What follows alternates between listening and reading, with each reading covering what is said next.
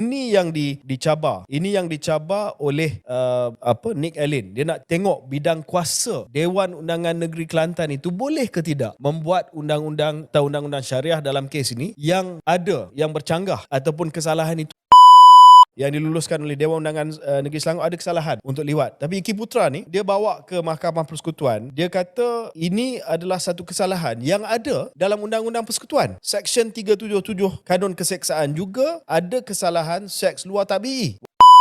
Katakanlah keputusan mahkamah yang akan datang ni tidak berapa memihak kepada mereka yang mahu melihat pemerkasaan undang-undang Islam tu lebih tinggi, it's not the end of the road. Dia akan memerlukan satu tindakan yang lain, tindakan politik yang lain, yang adil, yang mengikut undang-undang, mengikut prosesnya, tetapi perlu dengan petition-petition ini supaya menjadi pencetus kepada sesuatu kalau nak buat. Assalamualaikum warahmatullahi wabarakatuh. Alhamdulillah geng, kita bersama lagi. Okey, hari ni ramai sangat orang yang tak faham lagi ni. Mereka tak faham dengan yang Nick Allen yang mencabar Mahkamah Syariah Negeri Kelantan ni. Ramai sangat yang tak faham. Walaupun dah ramai orang yang duk memperjelaskan isu ni. Ni undang-undang Mahkamah Syariah ciptaan Parti PAS. Ciptaan Parti PAS ni bertentangan dengan perlembagaan negara kita. So, untuk undang-undang di setiap negeri, dia tak boleh bertentangan dengan perlembagaan kerajaan pusat. So, perlulah ubah suai, perlulah memperbaharui undang-undang yang dah tersilap buat. Memang ada terkait daripada orang, tak apa, sekejap aku akan bawa ucapan penuh Syihabuddin ni, dia akan terangkan kepada kita dan dia pun buat reaction terhadap KJ. Dia ambil part-part yang penting-penting untuk nak memperjelaskan kepada kita. Sebab kita agama Islam ni, kalau kita tengok ada satu undang-undang untuk umat Islam, untuk orang Islam, undang-undang tu lemah, kita perlu perkuatkan, kita perlu ubah dan kita perhebatkan undang-undang tu. Kita bina balik. Kan, kita bina undang-undang yang lebih baik daripada undang-undang yang ada ni. Undang-undang yang ada hari ni, dia ada kelemahan, dia ada kekurangan dia. So, apa salah? Apa salah? Perbaharui, buat lain undang-undang tu, bina balik supaya dan boleh runding supaya tidak bertentangan. Dan yang baru ni dibawa kepada mahkamah, kan? Bila 9 orang hakim yang bersidang untuk memikirkan soal yang Mahkamah Syariah ni. Dan untuk pengetahuan apa ni, kes ni Allen ni mencabar ni bukan zaman Anwar Ibrahim. Dia berlaku di zaman Perikatan Nasional lagi. Dia dah berlaku lama dah. Kan? Dan hari ni dia boleh buat tak tahu. Saya tak tahu. Kami tak tahu. Sepak muka dia baru dia ada akal. Jadi aku nak bawa dengan hampa sama-sama kita dengar penjelasan, hujahan, penyampaian daripada Ustaz Syihabuddin dan juga Khairi Jamaluddin dengan Syaril Hamdan. Jom sama-sama kita dengar apa yang diperkatakan. Tolong dengar, bagi faham dan sebarkan kepada orang-orang ramai. Janganlah terlalu berfikiran ikut parti politik sangat. Kan? Politik letak tepi lah ni, faham kes apa benda yang dicabar tu. Kan? Sebelum ni 20 yang dicabar, ni sekarang ni 19 enactment yang dicabar. So, fahamkan balik. Faham, dengar bagi faham. Takkan nak pakai undang-undang lama, undang-undang tu dia dah salah, bertentangan. Takkan nak biarkan. Perlulah perbaharui. Tu je pun. Jadi, jom sama-sama kita dengar. Sahabat-sahabat, baru-baru ni ada seorang peguam yang bernama Nick Allen. Dia seolah-olah mencabar Mahkamah Syariah dengan mempertikaikan kuasa yang telah ditetapkan di Mahkamah Syariah Kelantan kepada Mahkamah Persekutuan. Dan ahli-ahli politik mempolitikkan isu ini dengan agak besar. Antara yang bersemangat di dalam isu ini adalah daripada Parti PAS. Dr. Ustazah Mastura, dia pada 8 November disebut institusi syariat Islam di Malaysia dalam bahaya. Hari ini ahli-ahli Parlimen Perikatan Nasional menerima memorandum daripada Sekretariat Syariah yang menggabungkan hampir 300 NGO bagi menggesa untuk dilakukan pemindaan perlembagaan segera untuk menyelamatkan institusi syariat Islam di dalam negara kita. Ini ekoran kes yang telah difailkan oleh seorang peguam, Nik Ilin, terhadap Kerajaan Negeri Kelantan yang mencabar sebahagian besar peruntukan dalam enakmen Kanun Jenayah Syariah _1 Negeri Kelantan 2019. Kes Nik Ilin ini jika berjaya, maka segala hukuman jenayah syariah akan terhapus dan tiada lagi undang-undang bagi orang Islam yang melanggar syariat di negara ini. Implikasi besar kes ini akan menyebabkan keruntuhan keseluruhan undang-undang syariah di negeri-negeri yang lain. Lalu ditunjukkan gambar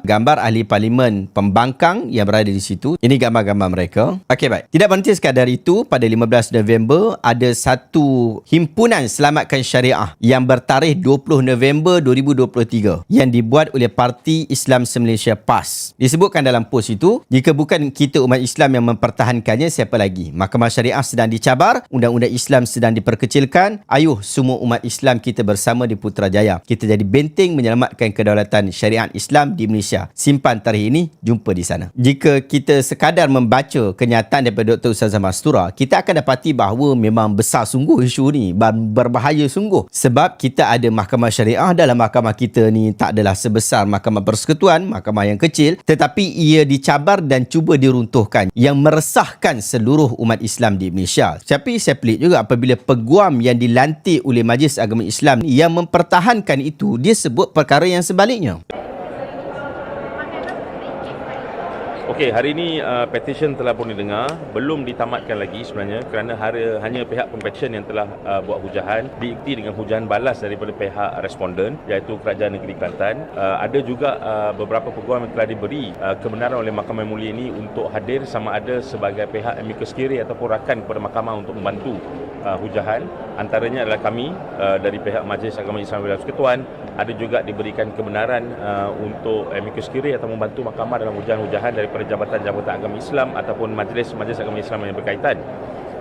Hujahan belum selesai, mahkamah telah menetapkan tarikh baru, tarikh yang lain yang akan dimaklum kepada semua pihak.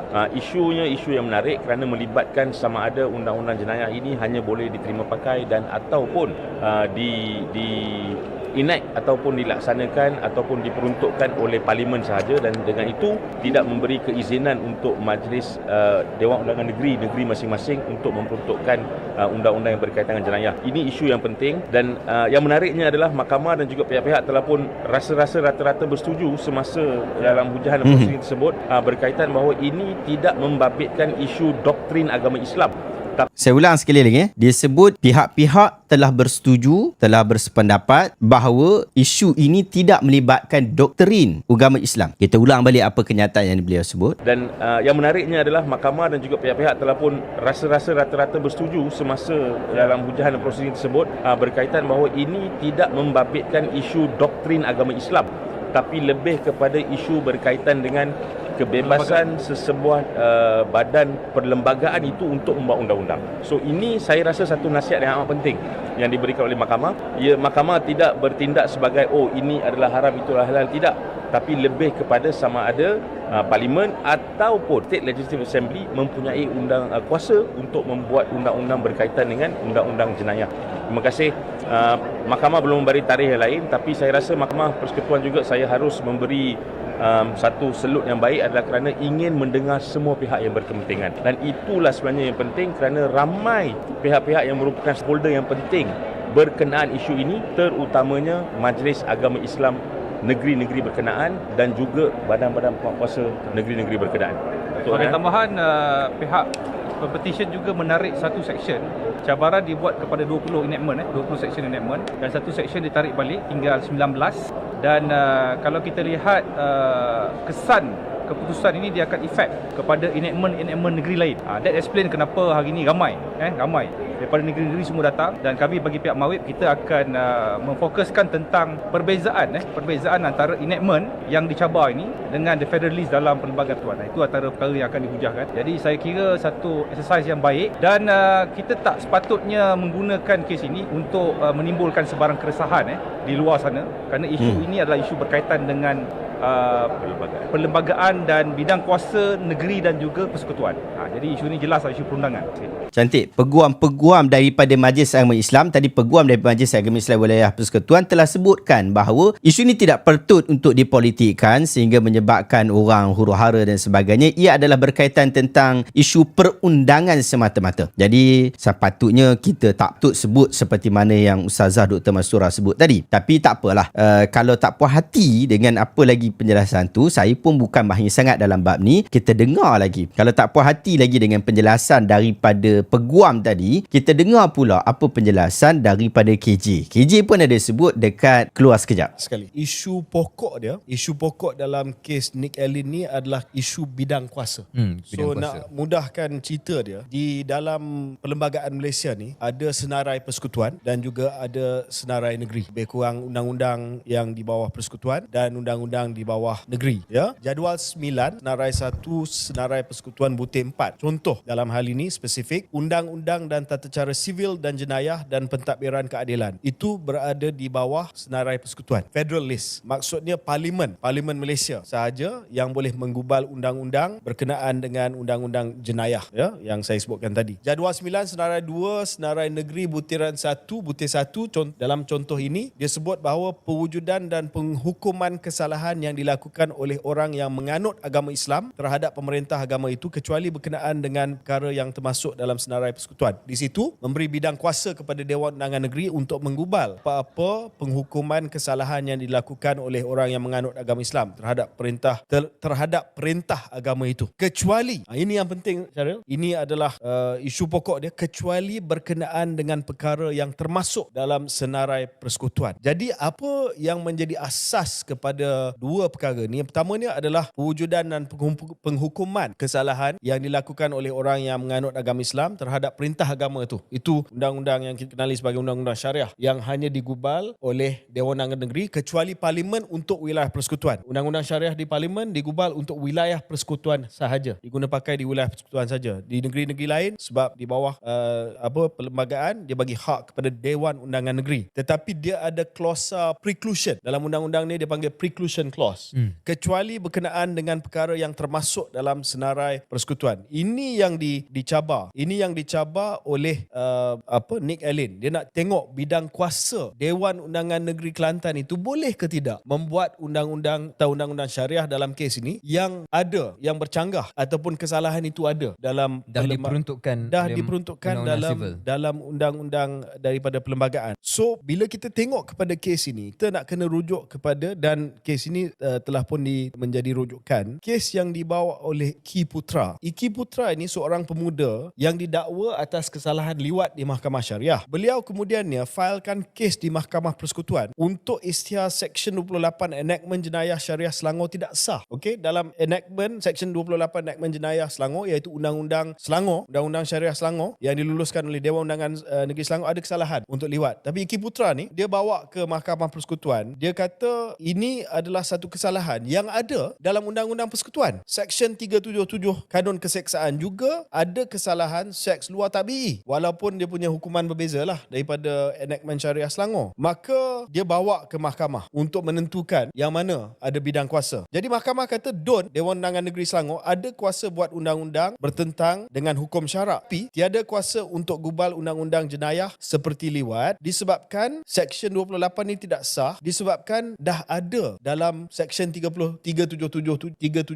Undang-Undang Federal kesalahan yang sama. DUN hanya boleh gubal undang-undang berkaitan akidah, ibadah dan akhlak yang tak ada dalam Undang-Undang Persekutuan. Itu sebenarnya kes dia. So Nick Allen ni dia bawa benda yang samalah. Dia nak tahu tentang bidang kuasa. Ya. So dalam kes Iki Putra yang saya sebutkan tadi, bila Iki Putra kata okey, you tak boleh salahkan saya atas liwat sebab ni memang undang-undang yang ada di dalam federal. Dalam kes di mana ada dua-dua, federal akan lebih diutamakan sebab di federalist. Mahkamah telah sebulat suara dalam kes Iki Putra menentukan bahawa walaupun negeri mempunyai bidang kuasa luas untuk menggubal undang-undang syariah atas precepts of Islam ataupun asas kepada agama Islam, hukum syarak, tetapi bidang kuasa ini teluk kepada preclusion clause dalam kecuali perkara yang ada di dalam undang-undang federal ataupun undang-undang persekutuan. Ini yang jadi isu dia, di mana dalam kes Nick Allen dia bawa undang-undang yang diluluskan keputusan oleh Dewan Undangan Negeri ke Mahkamah Persekutuan dan dia minta Mahkamah Persekutuan buat keputusan bidang kuasa, Don ada bidang kuasa ke tak untuk membuat undang-undang ini yang dah ada dalam Federal List ataupun yang mungkin boleh ada dalam Federal List. So itu yang menjadi perkara yang dibincangkan dan saya tahu bahawa isu ini telah menjadi satu yang sangat-sangat hangat dan dipolitikkan, seolah-olah ini adalah satu usaha untuk menyerang undang-undang syariah. Ini adalah satu usaha untuk menyerang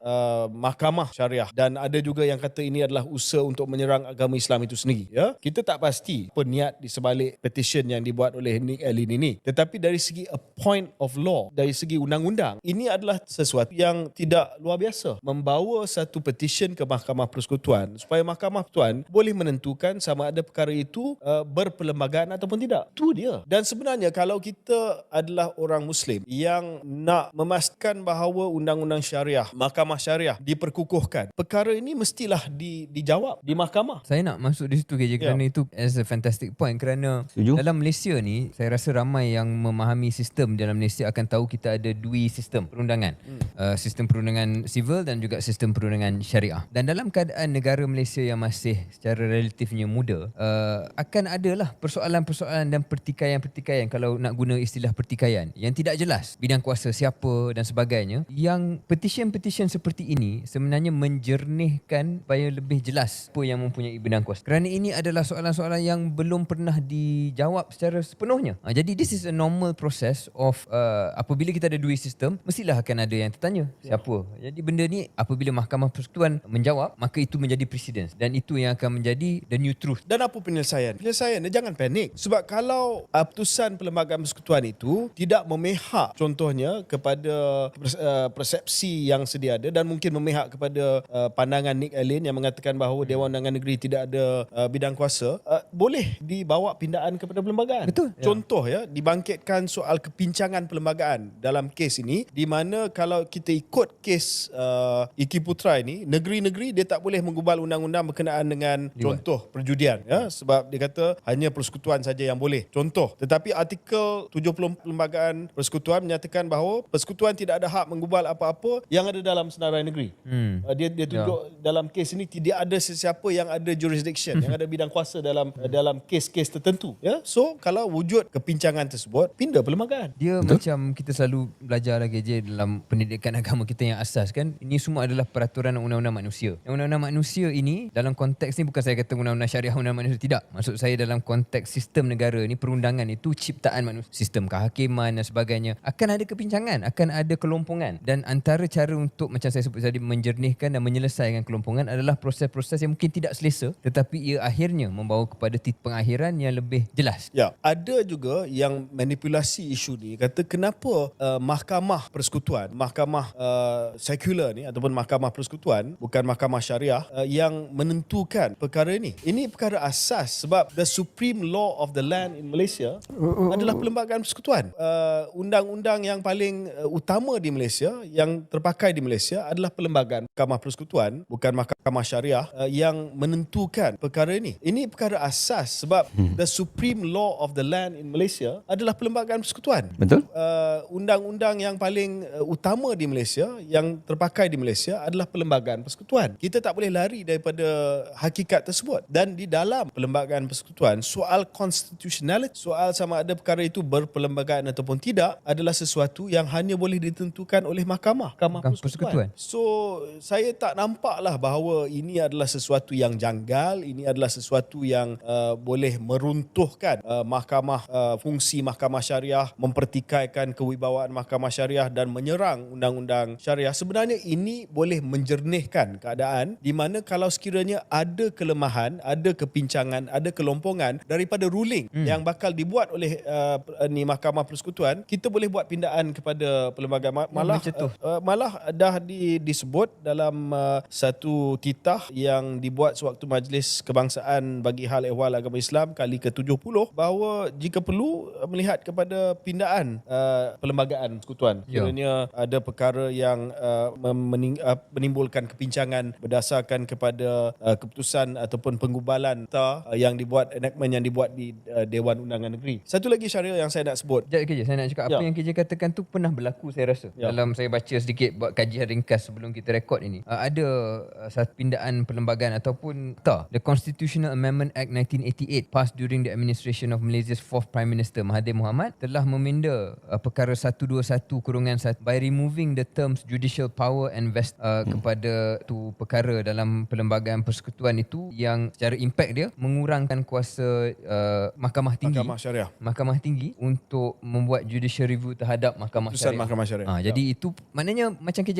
katakanlah keputusan mahkamah yang akan datang ni tidak berapa memihak kepada mereka yang mahu melihat pemerkasaan undang-undang Islam tu lebih tinggi, it's not the end of the road. Dia akan memerlukan satu tindakan yang lain, tindakan politik yang lain, yang adil, yang mengikut undang-undang, mengikut prosesnya, tetapi perlu dengan petition-petition ini supaya menjadi pencetus kepada sesuatu kalau nak buat begitulah. Apa yang berlaku adalah satu permohonan penjelasan kepada bidang kuasa dalam undang-undang. Notice petition. Itu saja. Ya, Dia kalau tak jadi hari ni, dia akan jadi besok, jadi lusa. Somebody akan kita buat. boleh speculate soal niat, soal tujuan berlakunya petition ini. Tetapi hakikatnya ini adalah proses yang memang sah.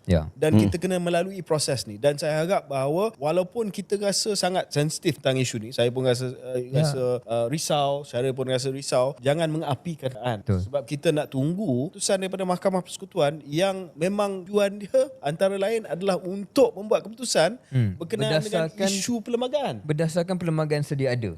Itu yang 9 hakim 9 hakim akan buat. So just nak jelaskan apa yang Syaril sebutkan tadi, Mahkamah Persekutuan bila dia bersidang, dia boleh bersidang dengan 3 hakim. Tetapi standard. dalam kes ini dia bersidang dengan 9 hakim. 9. Dan bila Mahkamah Persekutuan bersidang, jumlah hakim yang bersidang ni bergantung kepada betapa penting kes itu, terutamanya dan kesan kepada perlembagaan. Kalau kes itu is of most importance constitutionally, maka semakin ramai hakim yang akan bersidang supaya mereka boleh bincang di kalangan hakim-hakim persekutuan. Dalam kes ini Syaril, yang menjadi pengurusi ataupun presiding kepada panel hakim adalah Ketua Hakim Humaimun. Presiden Mahkamah Rayuan pun ada dalam panel tersebut. Ketua Hakim Melaya ada dalam panel tersebut. Kalau tak silap saya, Ketua Hakim Chief Judge of Sabah dan Sarawak juga ada dalam panel tersebut, termasuk 5 lagi hakim Mahkamah Persekutuan. Jadi kalau kita tak boleh memberi kepercayaan kita kepada badan kehakiman yang tertinggi dalam negara kita, dalam keadaan ini diberikan tugas kepada 9 orang hakim, bukan 3, 9 orang hakim. Saya rasa ini paling ramai, the most empaneled federal court bench for any case. Saya rasa kita sendiri tidak menghormati perlembagaan persekutuan yang menjadi antara asas rukun negara kita dan the supreme law of the land. Setuju KJ. Jadi perkara ni kita cuba terangkan, walaupun perkara ni sensitif, pandangan kita kenapa benda ni perlu berlaku dan apa yang akan berlaku selepas keputusan diumumkan nanti. Kita doakan yang terbaik supaya kita dapat memperjuangkan agar kita dapat memperkukuhkan lagi Mahkamah Syariah dan supaya kita dapat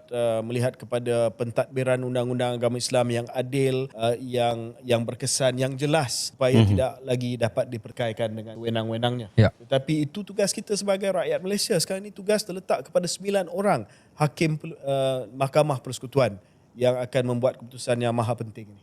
Kenyataan yang cukup jelas daripada KJ dan juga Syahril juga dalam Keluar Sekejap, dan saya fikir ia satu perkara yang penting untuk difikirkan, bahawa ini adalah perkara yang penting dan perlu wujud. Tak kisahlah ini Ilin wujud ke, ni Ilin tak wujud ke, tetapi perkara ini penting untuk diperjelaskan tentang bidang kuasa di Mahkamah Syariah dan juga bidang kuasa persekutuan, sehingga akhirnya daripada sudut perlaksanaan ia akan jadi lebih jelas. Dan kalau contohlah petition ataupun notice petition daripada ni Ilin itu dimenangi dengan maksud Mahkamah Syariah Negeri Kelantan dan juga akan efek kepada negeri lain tiada kuasa berkenaan, pasti ia akan memberikan trigger pula kepada ahli-ahli parlimen untuk mengubal balik undang-undang. Wallahu ta'ala sahabat, kita doakan yang terbaik dalam isu ni. Keputusan mahkamah juga ditangguhkan dan kita tunggu keputusan yang terbaik. Doakan moga Allah Ta'ala memberikan kebaikan kepada kita semua. Alhamdulillah geng, kita dah dengar dan aku harapkan kita semua faham apa yang dimaksudkan oleh Ustaz Syihabuddin tu dan juga Khairi dan juga Hamdan, Syarif Hamdan. Sebut nama pak dia pula kan. Jadi itulah kan, jangan terlalu teruk sangat. Depa buat ini adalah model politik untuk hentam kerajaan hari ini. Anwar Ibrahim pun dah jawab, Anwar pun dah jawab, menteri agama pun dah jawab Kan? Tapi saya sengaja untuk nak hentam pihak kerajaan. Sengaja manipulate untuk nak hentam kerajaan hari ni lah. Tambah-tambah pula sekarang ni ada 4 juta lebih walaun. 4 juta manusia di antara pengundi di dalam negara kita. Ada berapa belas juta untuk pengundi saja. No. 20 juta pengundi dan ada 4 juta daripada Perikatan Nasional. Aku pun tak pastilah kira berapa belas juta aja pengundi. So pengundi ni depa sakit hati disebabkan depa mengharapkan Perikatan Nasional dapat jadi kerajaan. Tiba-tiba macam tak dapat jadi kerajaan. Jadi isu-isu yang lama yang dulu punya sengajalah depa korek balik untuk nak hantam kerajaan hari ni. Pam meletup kan isu Mahkamah Syariah. So depa pun mainkan isu ni untuk nak serang kerajaan, untuk nak hantam kerajaan, untuk nak maki hamun kerajaan, untuk mereka nak tunjukkan kerajaan hari ni teruk, kerajaan ini penyebab ni negara kita, agama Islam kita terancam. Padahal fakta kes pun hang tak faham. Ambil tahulah lain kali, ramai dah aku dah buat video pasal ni alien ni pun banyak dah. Lain kali tolonglah dengar bagi faham. Tak payah bab politik letak tepi, ini fahamkan kes-kes ni. Ini apabila terpengaruh dengan parti-parti sampah-sampah punya parti, sengaja dia nak politik kan. Sedangkan benda ni dia boleh rendahkan ego dia dan dia angkat martabat Mahkamah Syariah tu. Dia perbaharui supaya tidak bertentangan dan supaya hukuman-hukuman ni semuanya adil. Semuanya dia tak berat sebelah, dia tak memberi satu ancaman kepada agama Islam di dalam negara kita. Lepas tu duk tala kawan tu, duk tala kawan ni, duk hantam kawan tu, duk hantam kawan ni. Kita pun tak faham lah puak-puak ni.